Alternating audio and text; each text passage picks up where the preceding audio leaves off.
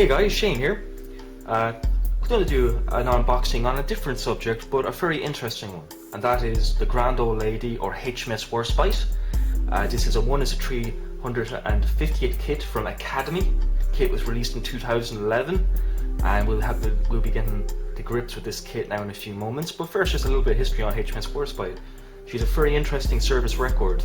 She's probably more battle honours than any other surface vessel in history, arguably at least.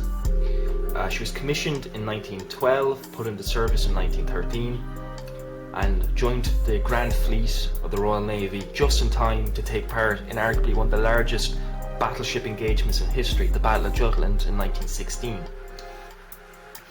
In this Armageddon-style engagement, where over 100,000 sailors on both navies, both the Royal Navy and the German Imperial Navy, took part, she was quite badly damaged. However, she inadvertently saved H.M.S Malta, a ship that was getting focused down by several German battleships and battle cruisers. And as she was stuck in her uncontrollable turn after her rudder got jammed, this is H.M.S WARSPITE that is, the Germans quickly shifted fire to WARSPITE, thinking she would be the easier target, allowing Malta to disengage and get out of harm's way.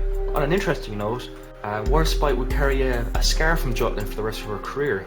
Her steering would never be quite the same again, regardless how many refits and repairs she did to her steerage system. She could never fully correct the damage that was done that day.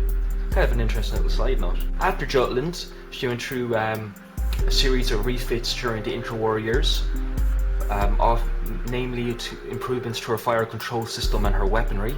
Her main armament was 15-inch guns.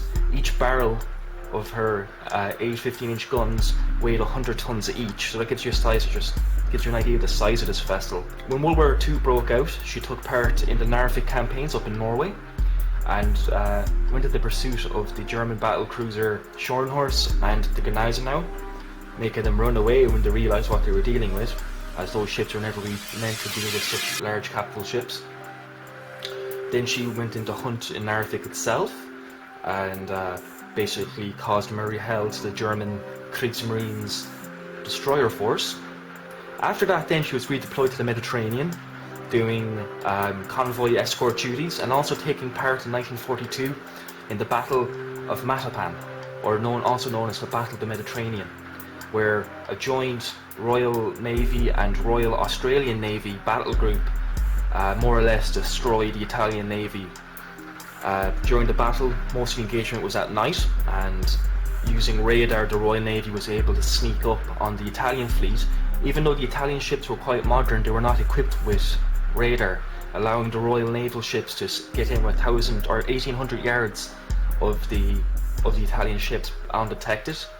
Bearing in mind these ships can engage targets, especially H.M.S WARSPITE, at 20,000 yards, so that's point blank range for her. And then thus proceeded one of the most one-sided naval engagements in history, where the Royal Navy and Royal Australian Navy proceeded to kick the living shit out of the Italian Navy, inflicting some 2,000 fatalities, we'll never quite know how many, to the Italian Navy, with just only several hundred casualties on the Royal Navy. I think only 15 or 16 deaths. After that, then she participated in the shore bombardments of Sicily. Then she was redeployed for Operation Overlord, 1944, obviously the invasion of Normandy, where she provided gunfire support. She would do this for most of the war. This would be her main thing after the Battle of Matapan, other than just doing some escort duties. She would actually perform shore battery or offshore battery support for naval operations and amphibious operations. So she provided naval gunfire support during Operation Overlord for the British sector. She was actually damaged by Fritz X guided missiles, kind of the pre-runner of the Exocet that would give the Royal Navy nightmares in the Falklands some 40 years later. After being damaged, she was refitted and then redeployed, and then she once again was brought forward to provide naval gunfire support for the operations on Antwerp, and that would actually be her final operation of the war. After Antwerp, she would be pulled from frontline service, put into reserve, and then put up for scrap in February 1st, 1945. On her way to be scrapped in 1946, I believe, she broke away from her tow and ran aground, and there she would stay to slowly be broken apart. So a very long service, many battle honours, and basically one of the probably most beautiful warships ever built. Okay, so with that aside, we're going to have a look in the box and let's see how little I know about ships. So I'm going to unbag everything first just for expedience, and we'll continue. So continuing on from our hull, we're going to move on to the sprue containing our decks. Again, really nice crisp detail, so let's have a proper close look. So we'll have a look here at the forecastle, I think it's called, or Folkestone, should I say? Yeah, the Folkestone, and our main battery forward mounts. Little bit of naval trivia, helps if I've been shot. When you see the arrangement like this, where it's one gun above the other, it's known as super firing, meaning that each gun can fire over each other, and it's the same on the stern of the ship as well. So again, you can see the really nice molded in planked texture or plank detail, engraved detail here for the ship's wooden decks. Now I'll be using a wooden veneer deck for this because I don't want to have to mask out all this. I'm just going to spray everything the steel color of the ship, you know, the grey color of the ship, and then put my deck over it. So again, nice detail here. Moving on to the midships of WARSPITE, and we have our launch rail for our Walrus floatplane. Again, some of our anti-aircraft and secondary battery, I think are 5 or 6 inch mounts. Again, nice detail here, nice engraved detail. I'm not seeing any flash or any pin marks on any surface where they shouldn't be. Moving to the stern of the ship, again, really nice engraved detail. Our super firing arrangement for our main 15-inch batteries again. Not really much to say other than it's really nicely molded. I'm not seeing too much in the terms of warping or flash, which is often a danger with very large thin pieces of plastic. Our internal bulkheads to help us give structure to the ship when we're mounting the two hull halves together. We have the elements that make up the Admiral's gallery that sits on the stern of the ship. We have our propeller shafts, again nicely detailed there, and something actually I quite like and I wish other companies would do it. So we have our nameplate, a little bit hard to see because of the white colour. So we have 1/350 scale Queen Elizabeth class H.M.S. WARSPITE, and the nice thing about that is there's no Academy, no Tamiya or any other brand markings other than the ship and the scale. I really don't like how companies put their logo or their brand names. Like, yes, we know the ship, like the company. We don't need to have it on our display model. So that's really nice of Academy to include it and to have thought of that.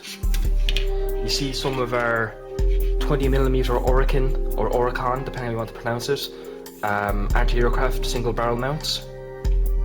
Again, very nice detail. So we keep moving on.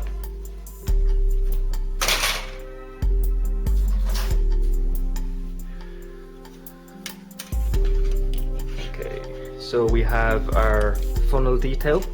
Again, you might want to do a little bit of scratch building in the interior to put some of the interior tubing into your funnels if you so wish.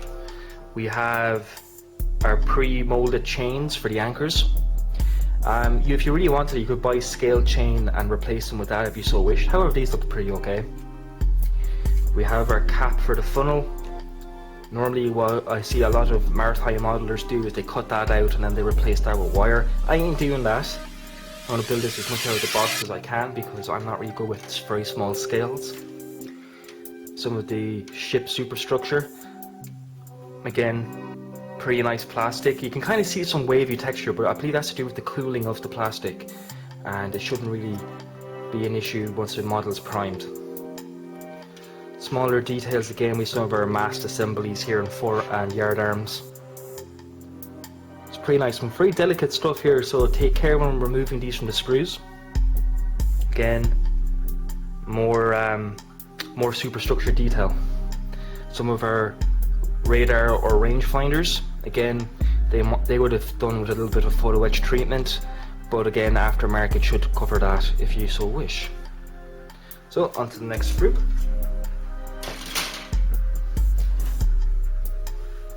And you guessed it, more parts for the superstructure. We have our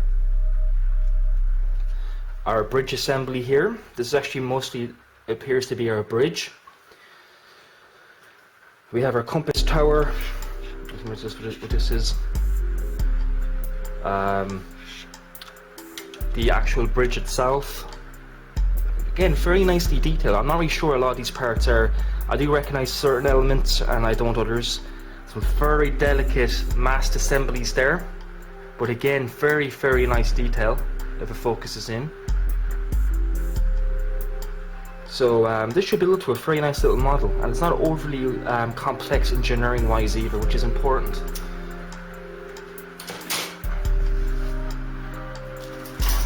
Okay, so we get 2 of these sprues. So I'm just going to take one of them and we're going to look at that one instead. So we have our imitation. So we have our imitation wooden dowels for the base, which is a nice touch. We have the plastic solid rails for the bridge, not the bridge, for the crane, which is going to be replaced by the photo etch. I'm sorry about the rain, but it's Ireland and there's nothing I can do about it. We have some of our 20mm Oracle mounts again, the weapon tubs. Here we have 2 of our main battery turrets for our 15-inch armaments. Nicely detailed, pretty sharp. Our propellers, or screws, should I say.